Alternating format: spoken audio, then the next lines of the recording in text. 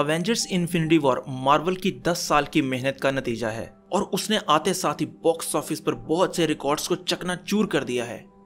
लेकिन क्या वो अब एमसीयू की टॉप रेटेड मूवी है या किसी और नंबर पर है? तो आज इस वीडियो में मैं रॉटन टोमेटोज के हवाले से जिक्र करूंगा कि उनकी रैंकिंग्स में कौन सी एमसीयू की मूवी टॉप पर है और कौन सी सबसे बॉटम पर है।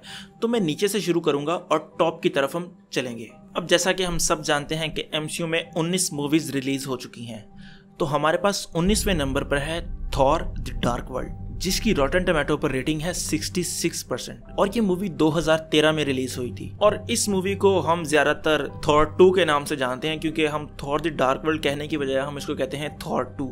18th नंबर पर हमारे पास 2008 में रिलीज होने वाली द इनक्रेडिबल हल्क है, जिसका रॉटन टोमेटो स्कोर है 67% और ये मेरे ख्याल से एमसीयू की सबसे अंडररेटेड और कम अप्रिशिएटेड मूवी है। और इसका जो हल्क है ना, मैं कहता हूँ वो मेरा फेवरेट हल्क है। जो अब आप हल्क देख रहे हैं ना, वो अच्छा है, लेकिन जो 2008 वाला हल्क है ना, वो ऐसे लगता है कोई अडल्ट हल्क था, और ये जो अब वाला हल्क है ये थोड़ा बच्चा सा लगता है। मतलब उस हल्क ने बच्चा पैदा किया और ये वो है, मतलब इसकी बच्चों वाली हरकतें हैं। लेकिन जो वो वाला हल्क था ना, वो शक्ल से दरिंदा लगता था, तो मेरा वो फेवरेट हल्क है। ये भी सही है, बस गुजारा है लेकिन मेरे ख्याल से, बाकी आपकी अपनी मर्जी है। तो दोनों एमसीयू का ही हिस्सा, वो भी एमसीयू में ही था और ये भी एमसीयू है, बस अपनी अपनी चॉइस है। 17th नंबर पर है हमारे पास 2010 में रिलीज होने वाली आयरन मैन 2, जिसका रॉटन टोमेटो स्कोर है 73%। इस मूवी पर मैं इतनी ज्यादा बात नहीं करूंगा क्योंकि ये मेरी फेवरेट मूवीज में से नहीं है। आयरन मैन 3 लोगों को पसंद नहीं है, लेकिन आयरन मैन 3 मुझे बड़ी पसंद है। लोग कहते हैं कि आयरन मैन 2 आयरन मैन 3 से ज्यादा अच्छी है, लेकिन पता नहीं, मुझे आयरन मैन 3 ज्यादा अच्छी लगती है आयरन मैन 2 से, और आयरन मैन 1 की तो क्या ही बात है।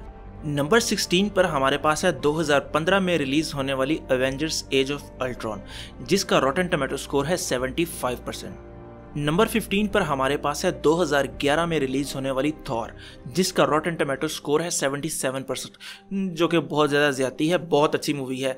मैंने जब थॉर को पहली दफ़ा इस मूवी में देखा था ना, मैं थॉर का फ़ैन हो गया था। मतलब थॉर के करैक्टर आर्क काफ़ी अच्छी थी एक तो इस मूवी में, और वैसे भी जो क्रिस हेम्सवर्थ ने जो थॉर का करैक्टर किया ना, बहुत कमाल किया है। तो ये मूवी और आयरन मैन 1, ये मूवी 2 मूवीज़ ऐसी हैं जो मेरी एमसीयू की सबसे ज़्यादा फेवरेट मूवीज़ हैं। नंबर 14 पर हमारे पास है 2011 में रिलीज होने वाली captain America the first Avenger, जिसका रॉटन टोमेटो स्कोर है 79%। अब इस मूवी का आधा हिस्सा जो है ना, वो मैं कहता हूँ बहुत ज़्यादा ज़बरदस्त है। जब वो पतला सा आदमी था, फिर उसके बाद एक्सपेरिमेंट हुआ, फिर उसके बाद वो बड़ा बना, उतना हिस्सा मेरा फेवरेट है। उतना हिस्सा बहुत मज़ा आता है। जितनी दफ़ा भी मैं ये मूवी देखता हूँ ना, मैं उतनी देख के कई दफ़ा छोड़ देता हूँ, क्योंकि मैं सिर्फ देखना ही उतने हिस्से को जाता हूँ। बड़ा मज़ा आता है उसको देखने का। नंबर 13 पर हमारे पास है 2013 में रिलीज होने वाली आयरन मैन 3, जिसका रॉटन टोमेटो स्कोर है 80%। इसका जिक्र खैर मैं पहले कर चुका हूँ, तो आगे चलते हैं। नंबर 12 पर हमारे पास मौजूद है 2015 में रिलीज हुई एंटमैन, जिसका रॉटन टोमेटो स्कोर है 82%। अगर आपको कीड़े मकोड़े पसंद है तो ये मूवी आपको ज़रूर पसंद आएगी, वैसे भी सबको पसंद आएगी, लेकिन खैर आगे चलते हैं। नंबर 11 पर हमारे पास है guardian of the Galaxy volume 2, जो कि 2017 में रिलीज हुई थी, जिसका रॉटन टोमेटो स्कोर है 83%। ये जो guardian of the Galaxy movies है ना, ये लोगों को इसलिए पसंद है, एक तो ये स्पेस में है और दूसरा इनका शशका बड़ा ज़्यादा है। मतलब इसमें जो कलर्स है ना, वो पूरी एमसीयू की जितनी भी मूवीज़ है ना, उनसे टोटली डिफरेंट है और ज़्यादा कलरफुल हैं, जो कि देखने में अच्छे लगते हैं, जिसकी वजह से लोग इसको ज़्यादा पसंद करते हैं। नंबर 10 पर हमारे पास मौजूद है एवेंजर्स इन्फिनिटी वॉर, जो कि 2018 में रिलीज़ हुई है और जिसका रॉटन टोमेटो स्कोर है 84%। और इस पर मैं ज़्यादा बात नहीं करूँगा क्योंकि इस पर मैं बहुत ज़्यादा वीडियोस बना चुका हूँ। नंबर 9 पर मौजूद है captain America the winter soldier, जो कि 2014 में रिलीज हुई थी, जिसका रॉटन टोमेटो स्कोर है 89%। और मेरे ख्याल से ये रूसो ब्रदर्स की वो पहली मूवी थी जो उन्होंने एमसीयू के लिए डायरेक्ट की थी। इसके बाद उन्होंने सिविल वॉर डायरेक्ट की और अब एवेंजर्स इन्फिनिटी वॉर डायरेक्ट की है।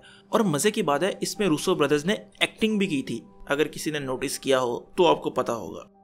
नंबर 8 पर हमारे पास है 2016 में रिलीज होने वाली डॉक्टर स्ट्रेंज, जिसका रॉटन टोमेटो स्कोर है 89%। पर्सनली जब ये मूवी रिलीज हुई थी तो मैं इतना फैन नहीं हुआ था डॉक्टर स्ट्रेंज वाले कैरेक्टर का, लेकिन इन्फिनिटी वॉर के बाद मज़ा आ गया इस कैरेक्टर को देखने का। नंबर 7 पर हमारे पास मौजूद है गार्डियन ऑफ द गैलेक्सी, जो 2014 में रिलीज हुई थी और जिसका रॉटन टोमेटो स्कोर है 91%। इसके बारे में मैं पहले बात कर चुका हूँ कि लोगों को ये मूवी ज़्यादा क्यों पसंद है बाकी मूवीज़ की निस्बत, और वैसे भी जो 2014 में पहली जब मूवी आई थी वो दूसरी से बहुत अच्छी थी। नंबर 6 पर हमारे पास मौजूद है 2016 में रिलीज हुई कैप्टन अमेरिका सिविल वॉर, जिसका रॉटन टोमेटो स्कोर भी है 91%। और जैसा कि हम सब जानते हैं कि इस मूवी का मेन थीम क्या था। मेन थीम बेसिकली ये नहीं था कि कैप्टन अमेरिका की और आयरन मैन की फाइट हो रही है। मेन थीम ये था कि सुपर हीरोज भी जवाबदेह हों किसी को, कि ये ना हो कि उनके पास सुपर पावर्स हैं तो वो कुछ भी कर सकते हैं, जो कि बेसिकली सच भी है। और वैसे ये ज्यादा चीज हमें देखने को डीसी में मिलती है। हालांकि जस्टिस लीग बहुत ज्यादा पावरफुल है, लेकिन वो लोगों को जवाबदेह होते हैं। नंबर 5 पर हमारे पास मौजूद है 2017 में रिलीज हुई स्पाइडरमैन होमकमिंग, जिसका रॉटन टोमेटो स्कोर है 92%। और सिविल वॉर के बाद ये वो मूवी थी जो स्पाइडरमैन को प्रॉपरली एमसीयू में वापस लाई है। लेकिन इसके बारे में भी थोड़ी सी कंट्रोवर्सीज हैं कि जब मूवी स्टार्ट होती है तो वो कहते हैं कि एवेंजर मूवी के 8 साल बाद, यानी कि 2020 की है ये मूवी, जो कि थोड़ी सी अजीब सी बात है। लेकिन खैर, क्या किया जा सकता है इसके बारे में, जब उनको मौका मिलेगा शायद वो क्लियर कर दे इसके बारे में, लेकिन मेरा नहीं ख्याल इसके बारे में कोई इन्फॉर्मेशन मौजूद है अभी। नंबर 4 पर हमारे पास मौजूद है 2012 में रिलीज हुई द एवेंजर्स, जिसका रॉटन टोमेटो स्कोर है 92%। और ये एमसीयू की वो पहली मूवी थी जो मैंने देखी थी, और इसको मैंने हिंदी में देखा था। और मुझे आज भी याद है वो सीन जब एंडिंग पे ब्रूस बैनर हल्क में बदलता है और उस बड़ी सी बला को मुक्का मारता है। उस सीन को न जाने मैंने कितनी दफ़ा देखा था उस मूवी के बाद, जब ब्रूस बैनर कहता है कि यही तो राज है, मैं हमेशा गुस्से में रहता हूँ, और ज़ोर से मुक्का मारता है उसको। नंबर 3 पर हमारे पास मौजूद है 2017 में रिलीज हुई थॉर रैग्नारॉक, जिसका रॉटन टोमेटो स्कोर है 92%। और ये कुछ दिन पहले मैंने दोबारा हिंदी में देखी थी। हिंदी डबिंग इसकी काफ़ी ज़बरदस्त हुई थी, और ये वो मूवी थी जिसने थॉर के कैरेक्टर को टोटली चेंज कर दिया है। मतलब जो लोग थॉर के फैन नहीं थे वो इस मूवी के बाद थॉर के फैन बन गए, और इन्फिनिटी वॉर के बाद तो थॉर के फैंस की एकदम सी तादाद बहुत ज्यादा बढ़ गई है। लेकिन ये मूवी ना थोड़ी सी चीजी किस्म की जो थी ना मूवी थी, मतलब इसमें कई जोक्स अननेसेसरी डाले गए थे। थॉर का कैरेक्टर मजेदार तो बना दिया उन्होंने, लेकिन जो एक्चुअल थॉर का कैरेक्टर है वो बेसिकली थोड़ा सा उन्होंने मार दिया है। उन्होंने अपना एक नया वर्जन बना दिया है बाद में। नंबर 2 पर हमारे पास मौजूद है मेरी सबसे ज़्यादा फेवरेट एमसीयू की मूवी, जो कि 2008 में रिलीज़ हुई थी, जिसका नाम है आयरन मैन, और जिसका रॉटन टोमेटो स्कोर है 94%। इसके ऊपर मैं जितना भी बात करूँ ना वो कम है, क्योंकि ये मेरी सबसे ज़्यादा एमसीयू की फेवरेट मूवी है। इसको मैंने पता नहीं कितनी दफ़ा देख लिया, और मैं कई वीडियोज़ में भी इसके बारे में बात कर चुका हूँ, तो मैं इसके ऊपर बात करके टाइम ज़ाया नहीं करूँगा। और नंबर 1 पर हमारे पास मौजूद है 2018 में रिलीज हुई ब्लैक पैंथर, जिसका रॉटन टोमेटो स्कोर है 96%। यहाँ पर ना मैं थोड़ा सा अपना पॉइंट ऑफ व्यू देना चाहता हूँ। मुझे पता है कई लोग कमेंट करेंगे कि ये तो बंदा रेसिस्ट है और सेक्सिस्ट है। आपको मैं एक बात बताता हूँ, रिसेंटली ईयर में 2 मूवीज ऐसी रिलीज हुई हैं जिनको बहुत ज़्यादा प्रेज मिली है। पहली मूवी DCEU की वंडर वुमन, और दूसरी मूवी MCU की ब्लैक पैंथर। आपने कभी गौर किया है कि DCEU की बाकी मूवीज के रॉटन टोमेटो स्कोर को देखें और वंडर वुमन को देखें, टोटली जमीन आसमान का फर्क लगता है। देखें, वुमेन एम्पावरमेंट का लफ्ज आपने सुना होगा, बहुत अच्छी बात है, होना चाहिए, रियल लाइफ में लोग कर भी रहे हैं, और ऐसा ज़रूरी भी है आज के दौर में। और ये एक मेजर रीज़न है जिसकी वजह से वंडर वुमन को बहुत ज़्यादा प्रेज मिली है, क्योंकि DCEU एक फीमेल सुपर हीरो को सामने लेकर आया है और वुमेन एम्पावरमेंट को शो किया है, ताकि जो छोटी बच्चियां हैं, जो लड़कियां हैं, उनके लिए भी एक रोल मॉडल सामने हो। ठीक है, बड़ी ज़बरदस्त बात है। अब अगर कोई वंडर वुमन के खिलाफ बोलता है तो लोग उसके बारे में ये बात बनाना शुरू कर देते हैं कि ये वुमेन एम्पावरमेंट के खिलाफ है, इसलिए लोग वंडर वुमन के खिलाफ बहुत कम बोलते हैं, जिसकी वजह से उसका रॉटन टोमेटो स्कोर बहुत ऊपर चला गया। मेरे ख्याल से वो मूवी अच्छी थी, लेकिन इतनी भी अच्छी नहीं थी जितनी उसको लोग कहते हैं। और सेम इसी तरह का केस कुछ ब्लैक पैंथर के साथ भी है। मैं यहाँ पर उसके ऊपर ज्यादा बात नहीं करूंगा, क्योंकि आप लोग खुद काफी समझदार हैं, आप समझ सकते हैं मैं क्या बात करना चाह रहा हूँ। मेरे ख्याल से आयरन मैन जो 1 है ना, वो ब्लैक पैंथर से बहुत बहुत ज़्यादा अच्छी है।